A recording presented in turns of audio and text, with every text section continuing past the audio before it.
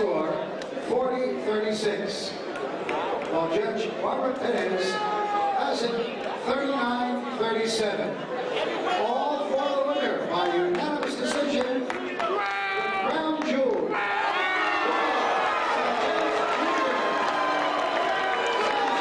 You know it's AB, always balling, always boarding, a lot of bills. You know what's going on, man. You know, shout out to Crown Jewels Boxing, man. You know, my people. You know, they get it in over there, straight up. Lamar Peterson giving a shout out to CrownJewelBoxing.com.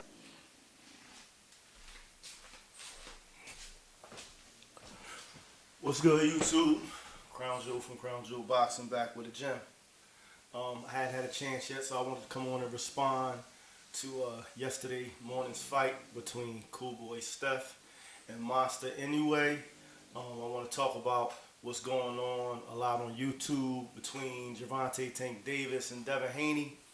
But first, to start on somewhat of a sad note, I lost a cousin today.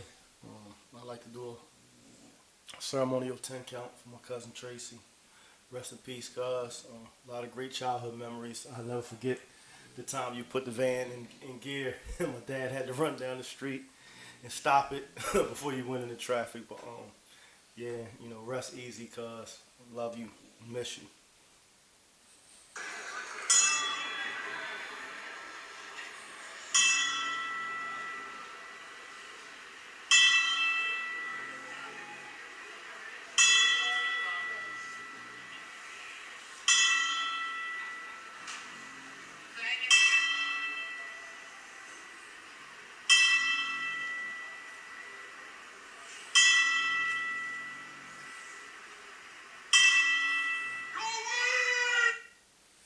See you when I get there, cuz.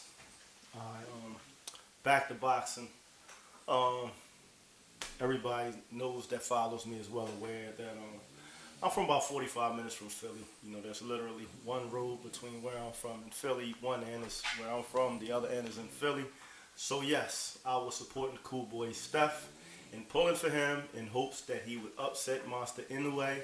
I thought that he'd be able to use his jab and his height and keep the monster on the outside and maybe be able to, you know, box to a unanimous decision. That wasn't the case. I must give credit where credit's due. The monster is really a monster. He's for real. Yes, one of the top pound-for-pound fighters in the world. Not number one. We can't do that already. Like, we got to pump our brakes. You know, we're always so quick to heap praise on non-Americans when it comes to that pound-for-pound list. But, yes, very good fighter. Very, very good fighter, bordering on great. Yes, a pound-for-pound fighter in the current time, but again, not and all the people saying like they want to see him move up and fight Tank, or he wants Tank, or he's going to beat Tank, or Tank is scared. Let's keep in mind, Monster Inoue has already come up before. He's in his 4th weight class. He just won 2 world titles in his 4th weight class on Tuesday night. Tank is another 3 weight classes above him. He's at 122. He would have to move up to 126. He would have to surpass 126, 130, and go to 135 to fight Tank. It's not going to happen. I mean, he's carried that power up 3 weight classes. That's very respectful, very impressive.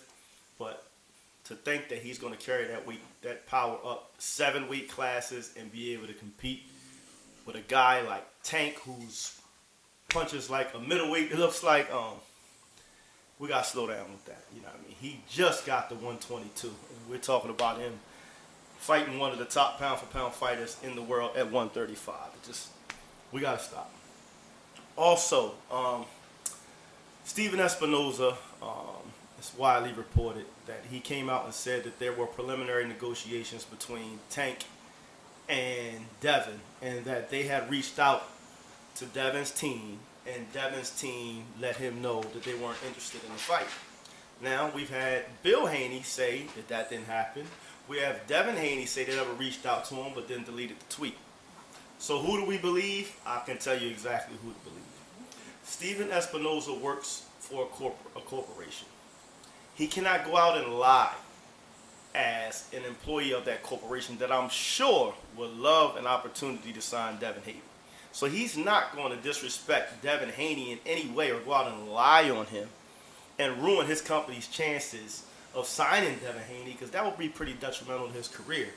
On the flip side, if he was lying, you can rest assured that the Haneys will file a defamation lawsuit against him because he works for a huge company in Showtime, Show Sports.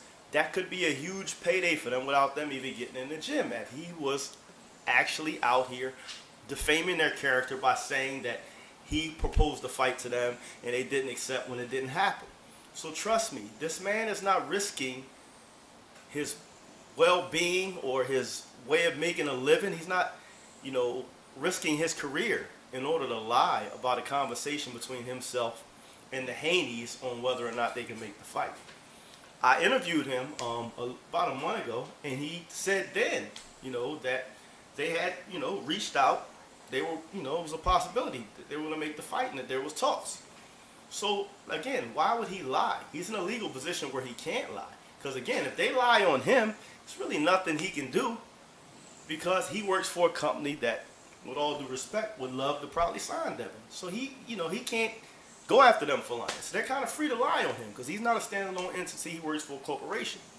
But if he was to lie on them, and he represents this huge corporation, you can rest assured they will file a defamation lawsuit. So who do I believe? I believe Stephen Espinoza. What does he have to lie for?